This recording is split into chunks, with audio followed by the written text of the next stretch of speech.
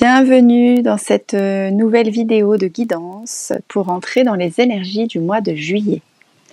Je suis ravie de pouvoir à nouveau partager avec vous la petite canalisation que j'ai reçue pour les énergies qui nous attendent au mois de juillet. Et puis comme d'habitude, je vais piocher dans les différentes traditions pour aller voir un petit peu toutes les énergies, toutes les propositions que va nous apporter ce mois de juillet. Avant de commencer à vous donner toutes ces informations, je vous invite comme d'habitude à liker cette vidéo pour lui donner plus de visibilité et à vous abonner à ma chaîne si ça n'est pas encore fait.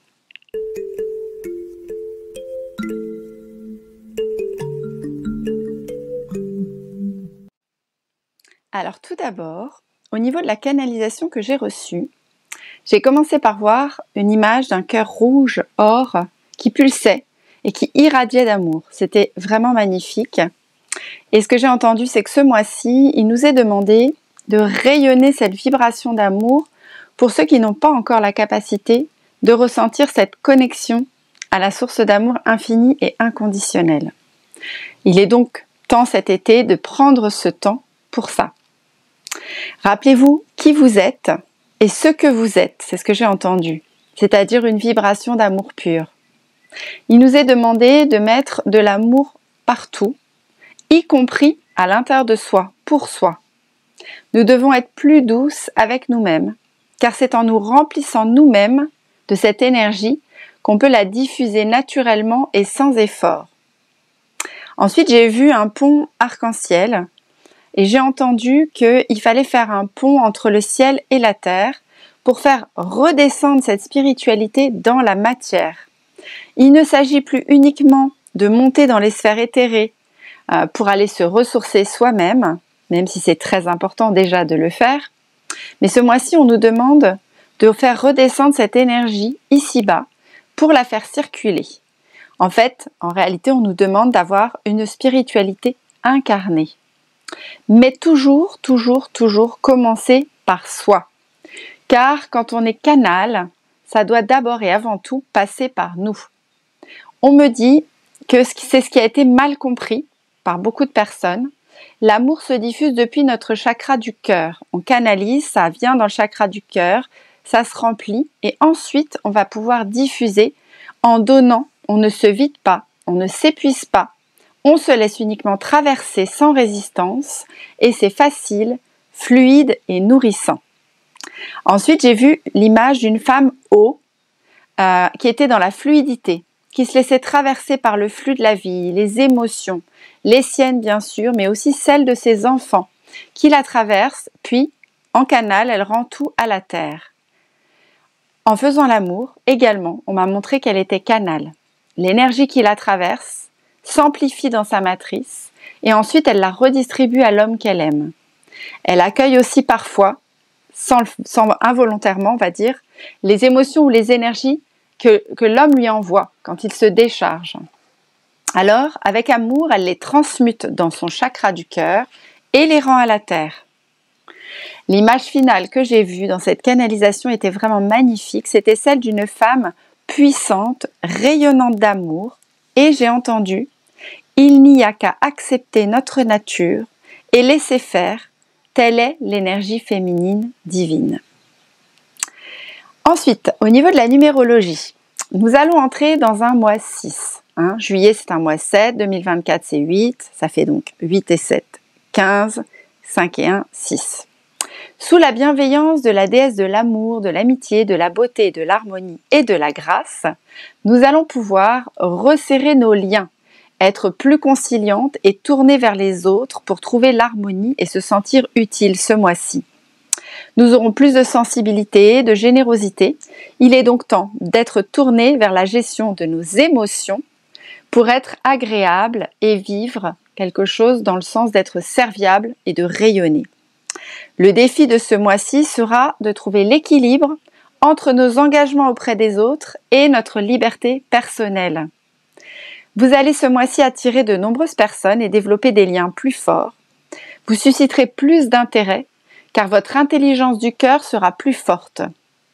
Ce sont donc des circonstances parfaites pour faire progresser votre carrière, par exemple, car la chance sera présente dans plusieurs domaines et vous aurez aussi de l'élan pour concrétiser vos propres rêves.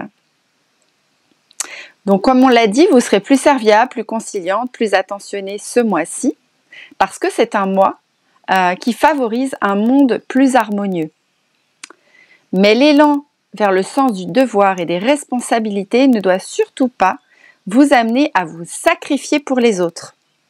Le défi de ce mois 6 est de se tourner vers les autres, mais sans s'oublier soi-même. Et ça, je connais bien parce que j'ai un chemin de vie 6 moi-même. Au niveau astrologie maintenant, il y a du mouvement dans l'air. Juillet laisse place à la créativité. La passion et le désir seront au premier plan. Il va falloir revoir vos priorités. Parce que Saturne rétrograde fait son grand retour et amène son lot d'inattendus et de remue-ménage. La planète de l'ordre et des règles nous montre que nos engagements doivent être tenus. La vérité éclate avec son lot d'intensité et d'aléas. Donc la première moitié du mois sera vécue dans l'intensité et la fin du mois sera un peu plus calme et un rythme un peu plus ralenti. Enfin, l'énergie du Cancer de ce mois-ci nous invite dans nos énergies à plus de sensibilité et d'intelligence émotionnelle. Il en est question à nouveau. Du côté des fêtes celtiques, il n'y en a pas durant ce mois de juillet, mais après l'éclat du feu du solstice durant la fête de l'Ita qui vient juste de passer il y a peu de temps, l'été sera de toute façon propice à tout ce qui sera festif. Au niveau des 13 mères amérindiennes maintenant, ce mois-ci c'est la mère qui aime toute chose. On en revient à l'amour. Elle nous invite à l'amour inconditionnel pour les autres mais aussi pour nous. C'est aussi celle de tous les plaisirs et la protectrice de la sagesse sexuelle et du respect de soi. L'amoureuse sensuelle, la mère nourricière, soit un féminin chaleureux qui est là pour garder les besoins de la famille. Elle nous enseigne comment faire usage du respect et de la confiance, mais aussi de l'intimité dans toutes nos relations. Comment aimer notre vie dans tous ses aspects, c'est aussi ça auquel elle nous invite, y compris les aspects sexuels, ainsi que les sensations physiques qui sont inhérentes à notre incarnation, soit présentes dans notre corps physique. Enfin, elle nous guide pour apprendre à nous pardonner à nous-mêmes et aux autres, en développant l'acceptation et en évitant tout ce qui est critique et jugement, pour soi-même comme pour les autres. La couleur de cette mère est le jaune rayonnant comme le soleil de l'été. Alors je vais aussi, comme d'habitude, vous tirer une ou deux cartes. Alors j'ai choisi pour la première carte de tirer l'oracle de Mère Marie, Mère universelle, parce que comme on était vraiment dans des énergies d'amour inconditionnel, des énergies autour de la mère, je trouvais que c'était juste et approprié d'aller piocher une carte de cet oracle. Alors, voyons voir un petit peu ce qui va venir.